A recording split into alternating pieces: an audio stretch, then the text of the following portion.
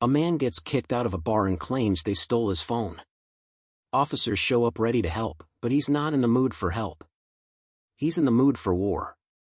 And by the end of this night, a missing phone complaint turns into an assault charge, a drug bust, and a one-way ticket to jail with no bond. For you, but No, please be nice. Because when y'all lost your phone one time downtown, I bought the phone to a motherfucking police officer. okay. And he dropped it. Two things. Please. One, I don't care, man. One, I'm gonna help you out. Two, you're just not gonna tell me what you're gonna be doing. Please give me my phone. Cases. Okay. So they don't have your card because they don't keep cards. They already paid Please, you. I asked for my phone. Okay, then I was just telling I'm you. not Now being, you're yelling. I don't appreciate it. No, stop. Because You I stop asked her, yelling. listen, Stop listen. yelling. Man. Right from the jump, the officer does something a lot of people don't expect. He actually tries to help. He tells the man straight up, "I'm going to help you out." That's not a hostile cop. That's someone genuinely trying to de-escalate before things get messy. But here's the problem, the civilian isn't listening. He's already locked in on his version of events. He's convinced the bar has his phone, he's been drinking, he's been kicked out, and his emotions are running the show. So when the officer sets one simple boundary, "You're not going to tell me what I'm going to do," the civilian hears it as an attack. Notice the officer reveals something critical here. He already went inside and spoke to the bar staff before engaging the civilian. That matters. He didn't just walk up and take sides. He did his homework first. But the civilian isn't interested in facts right now. He's interested in being heard, and those are two very different things. This opening exchange sets the tone for everything that follows.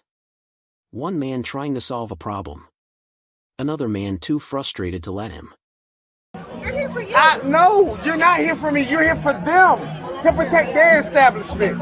All I want is my fucking phone. He already Have a good night. All I want is my fucking phone. They don't You guys have a phone? We never served him. Okay, so when I find my phone and I track You're gonna it, back up. Clay, You're gonna back up. when I find my phone and I track it and it's here, that's on y'all. Okay, have a good night. That's fine. You That's all. can try that in the morning. They don't have your phone. They do. They never even served you. Use a fucking lie because I Have a good got out. night. They don't have your phone. Good night. Goodbye. Use a good lie and get the fuck out my face. Not Because before you I. do. Have a good night. Yes.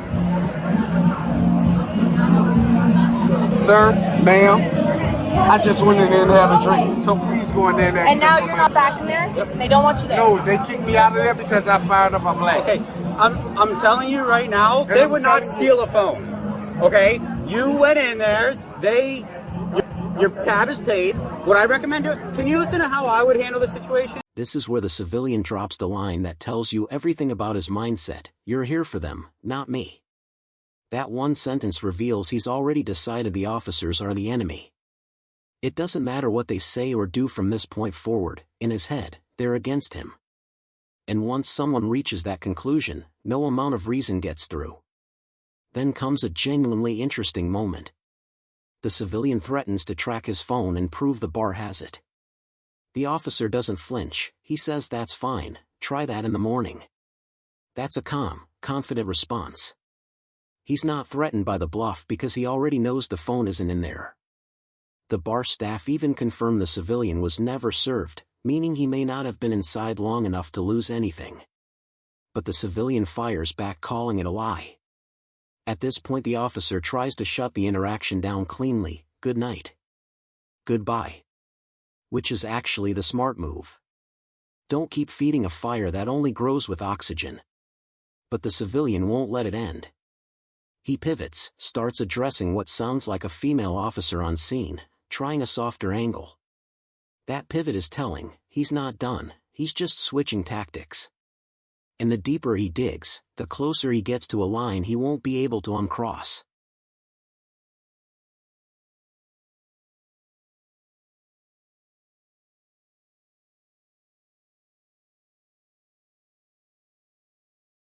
So how can Are I you pay? reasonable? Are you reasonable? You look like a reasonable guy. I am very Okay, much so. me too. But how Listen. can I pay a tab and I paid it off of my phone? They probably don't have tap to pay in there. You probably have to use your credit card. Do you have a card on you? I use tab. Okay. They don't have your phone. I know what to This is not say. making sense to me when It's not use making tab. sense to me. If the business tells me they don't have your phone, But she then you're doesn't not- give a fuck. Well, when you say it like that, really, it's not my problem to you. We're trying to help you. You're not being Hey, cordial. find somebody else to play with that's not me. Because I got people in places. How is it you find someone else to play with Hey, us? Have a good get night. the You fuck put out your my hand up. face. Okay. One more time. I'm Here's how this trying is to gonna be happen. nice to you. Do what the fuck you gotta No, do. you're not. Because Have a it's good not night. me, it's them. Have a good night. You're done. I'm doing no good night when they got my We're card. done here. We're done. Have a You, good they night. don't have. Bye. They don't have your card because you Do not paid with go your back That's phone. the fuck they do. You paid with your phone. That's what you just said. Then go get my Trespass phone. from here right now. They don't have your Trespass. phone. Yep. Have a good night. Okay, If you that's come fine. back, you're gonna go to jail. Okay. Or you'll just Watch what the officer does here. He tries a completely different approach. Instead of commanding, he connects. Are you reasonable? You look like a reasonable guy. That's textbook de-escalation. He's appealing to the man's ego in the best possible way, trying to get him to step out of his emotions and into logic for just 1 second. And it almost works. The civilian says, "I am very much so," which is the most calm and composed thing he's said this entire encounter. For a brief moment, there's a real window for this whole thing to end peacefully. But then the officer raises a sharp logical point. If you paid your tab using your phone, how does the bar have your phone? It's a legitimate question, and the civilian's answer, "I used tap," actually makes sense as a response. Tap to pay uses the phone but doesn't leave it behind. So both men are technically talking past each other here. The problem is what happens next. Instead of staying in that logical space, the civilian blows it wide open again. She doesn't give AF***K, and the officer immediately pulls back. He's not going to help someone who keeps torching every bridge being built for them. Then comes the threat, "I've got people in places." That's the civilian signaling he thinks he has leverage. He doesn't. And the officer sees straight through it. By the time the civilian is screaming, "Go get my phone right now," that window of reason is slammed shut completely. What started as a maybe salvageable conversation has just officially expired. Trespass. That's fine. I don't either. You dumb bitch. Give me all of her documentation, please. Thank you. What's that? Give me her documentation. Thank you. Shut up. No, it's no shut up. Give me the documentation. Hey, Thank you. You come back, you go to jail. Give me the documentation. Thank you. Yeah, wipe me Give me right. all of your information. So when I prove you're wrong, you can look like a fucking fool. Thank you. No, that's no good. Give me all of your documentation. I can go the fuck I gotta go. Clean up, listen. Give me your documentation. I can go the fuck I got. Give me your documentation. And I can, 3566. give me your no. I need your card and your name. No, baby. This segment is a masterclass in how fast things can unravel. The officer tells the civilian the interaction is over, "Have a good night, you're done," and for most people, that's the cue to walk away and cool off. But this man doesn't take the exit. He calls the officer a dumb F***K, and then, and this is the fascinating part, he pivots to demanding the officer's documentation. Now, to be fair, citizens do have the right to request an officer's badge number and name. That's not illegal. But the way he goes about it completely undermines any legitimate point he might have. He's not calmly asking for a badge number, he's screaming it repeatedly, mixing it with profanity, and framing it purely as a revenge move. When I prove you wrong, you can look like AF***King fool. That's not someone seeking accountability. That's someone looking for a fight using legal language as a weapon. Listen to how rapidly his speech deteriorates in this moment. He starts looping the same demand over and over, "Give me your card, give me your documentation," faster and faster, louder and louder. That repetitive, spiraling pattern is a red flag. His brain is no longer problem-solving. It's just reacting. And then the officer says something that signals the point of no return, "Give me your back." The civilian has gotten physically close enough that the officer is now issuing a distance warning. The conversation just became a safety situation. Everything changes from here. Give me your card and your documentation. Give me your card and your documentation. I can go the fuck where the fuck I got to go. Give me your card. No. Give me your card and your documentation. Please. Give me your dog. Give me your back up. I'm not resisting. Stop resisting. I'm not resisting. Stop resisting. I'm not resisting. Give me your arm now. I'm not resisting. Give me your arm now. I'm not resisting. Give me your arm now. I'm not resisting. I asked a simple question. I asked for information. So me asking for information. No, you snatching at officers and putting your hands on people. I've never touched an officer. You lied. Check his waistband for guns and stuff. I've never touched an Gonna officer. roll this way. I've never touched that officer. Just roll him over and get him up. Get him up. Get him up. You guys are stationary. Call 440. All I ask is a simple question for information. I asked for information. Officer 619. Ma'am, I asked for information. No, you didn't. I asked for your card and your information. I asked for your card and your information. downtown. There you go. I'm not doing nothing wrong. I asked for card and information. So y'all can drop me off home. I asked for card and information. It'll be on the charging app. This is the segment where the night completely falls apart, and it happens fast. The phrase "I'm not resisting" gets repeated so many times it almost becomes background noise. But don't let that fool you. Every single time the civilian says it while refusing to give up his arm, he is, by legal definition, resisting. Resisting doesn't just mean throwing punches. Pulling away, going limp, refusing to comply with a lawful physical directive, all of it counts. The officer has now called for backup, and Officer 2 steps in. That's a significant moment. The second an additional officer joins a takedown, the situation has already crossed from verbal to physical. The civilian is on the ground, and the incident report context tells us he attempted to attack the officers, which is what triggered this physical response in the first place.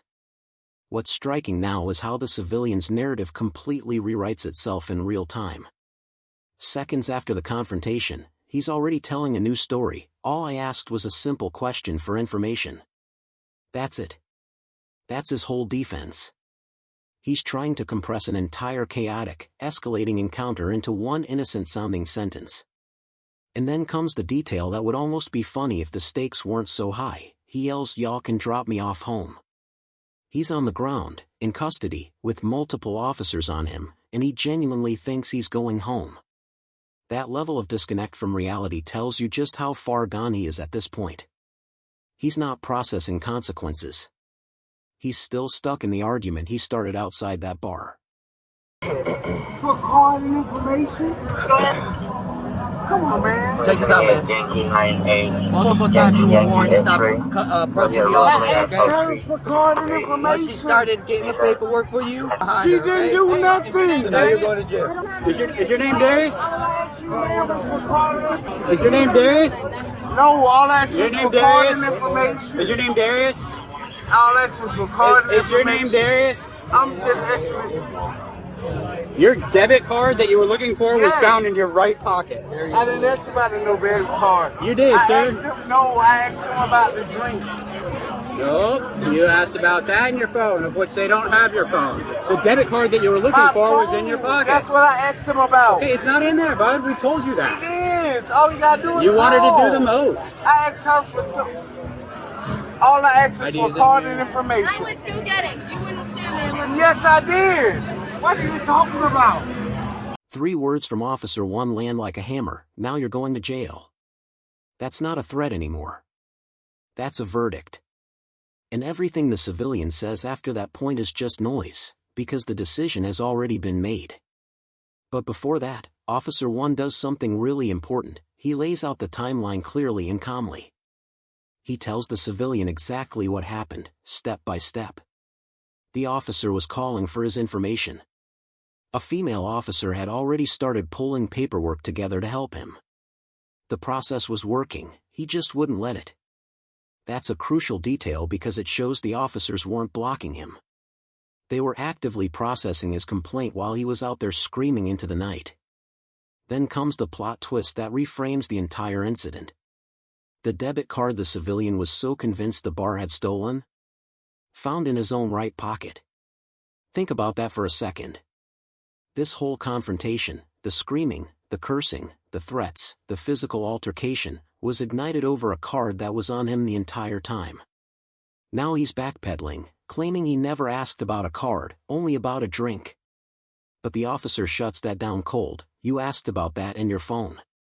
The civilian can't keep his own story straight, and the officers have been consistent from the very beginning. Officer 1 sums it up perfectly with 5 words: you wanted to do the most. That's not an insult. That's an accurate assessment. Every off-ramp was there. He drove past every single one. All I asked is for card and information. Let me finish, sorry, Jim. Are you guys gonna film me? Can you just hold that for a second? Yeah. I asked for card and information. Card and information. I'm not. You need to relax, okay? All I asked for is Whatever card you and- have in your pockets, you need to relax, okay? I don't have All right, nothing in let's my stop playing pockets. games. I got these shorts from my cousin. So what the fuck is y'all talking about? Stop doing that. I'm hear not me? doing nothing. Stop doing that. I'm You're gonna not go back to the doing ground, you anything. understand? It's going to be There's 25-169, There's coke 183, right here. 169, I don't have no 183. cocaine in my pocket. Thank you.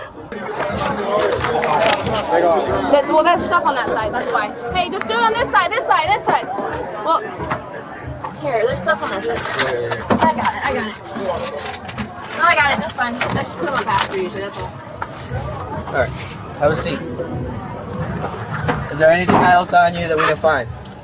No, man, I Okay. did nothing wrong. All I All right. did was ask some questions. You debate that with the judge, okay? Put your feet in. My cell phone is in there. Put your feet in. This is the moment the whole night takes a hard left turn into territory nobody, except maybe the civilian, saw coming. The search is underway, and the civilian is still squirming, still trying to control the situation, still insisting he has nothing on him. I got these shorts from my cousin, as if the ownership of the shorts has any bearing on what's inside them. Then the radio chatter cuts through, the officers work around him methodically, and the civilian tries one last power move, unlocking his own phone, acting like he's cooperating when really he's just trying to control what they access. The officer shuts that down immediately. And then it happens. There's enough to test positive for cocaine, approximately 0.5 gram. Just like that, what started as a missing phone complaint has become a drug possession arrest. 0.5 gram isn't a lot in quantity, but legally, it is more than enough. And on top of the assault charge already locked in, this man's night has just gone from bad to catastrophic. What makes this moment hit so hard is the civilian's response. He doesn't deny it. He doesn't react with shock. He just asks, almost pitifully, "Can I go in the paddy wagon van for asking about my cell phone?" He's still clinging to the original narrative. Still telling himself this is all about a phone call. The cocaine, the assault, the resisting, none of it is registered yet as the reality of what he's facing. The officer's reply is short, flat, and final: "Yes, sir." 3 charges deep, no bond on the assault, and he's riding to jail in a van. All because he couldn't walk away from a bar on a regular night. My cell phone is in there.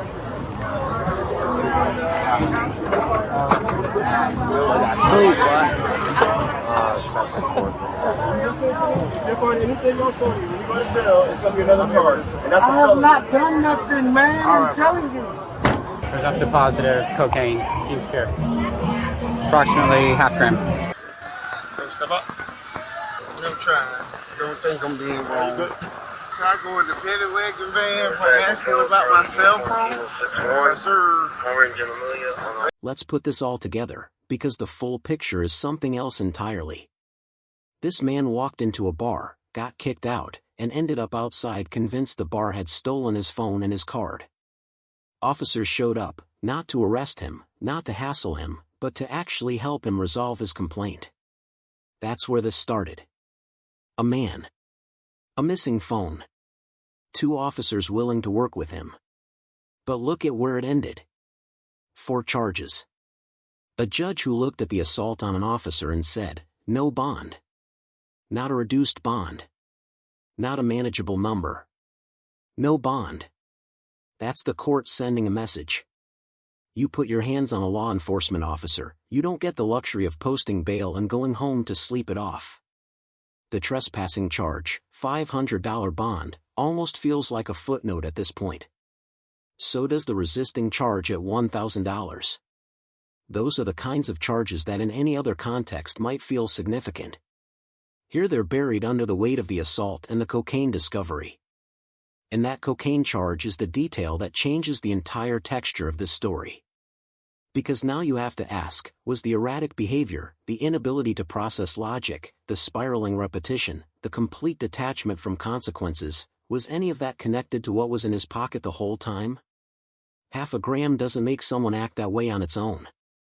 But it does raise questions about the state he was already in before the officers ever arrived. Here's what this encounter really teaches us. The officers gave this man every opportunity to walk away. Not once. Not twice. Multiple times across multiple segments of this interaction they extended the hand. De-escalation attempts. Logical appeals. Direct warnings. Even the female officer had already started pulling paperwork to process his complaint properly. The system was working for him, and he dismantled it piece by piece with every choice he made. The debit card was in his pocket. The phone the bar allegedly stole, they never had it. The complaint that set off this entire chain of events was built on a misunderstanding. And instead of taking a breath, stepping back, and letting the officers do their job, he chose confrontation at every single fork in the road. 4 charges. No bond on the most serious one. A night that could have ended with a man going home frustrated but free, ended with him in the back of a paddy wagon, heading to the booking release center, with a case file that's now locked from public view. Here's the question worth sitting with: at what point in this encounter do you think it was truly too late for him to turn it around? Was it when he first refused to walk away? When he demanded documentation? Or was the outcome sealed the moment those officers arrived and found a man already too far gone to hear reason? And the bigger question, if the phone had never gone missing in the first place, does any of this happen? Drop your thoughts in the comments. This is exactly the kind of encounter that sparks real conversation about de-escalation, personal accountability, and how fast one bad decision compounds into another. Thumbs up if this breakdown gave you a new perspective on what really goes down in these encounters. Hit that like button. Subscribe for more in-depth Bodycam breakdowns, and comment below with the moment you think sealed his fate. We read every single one.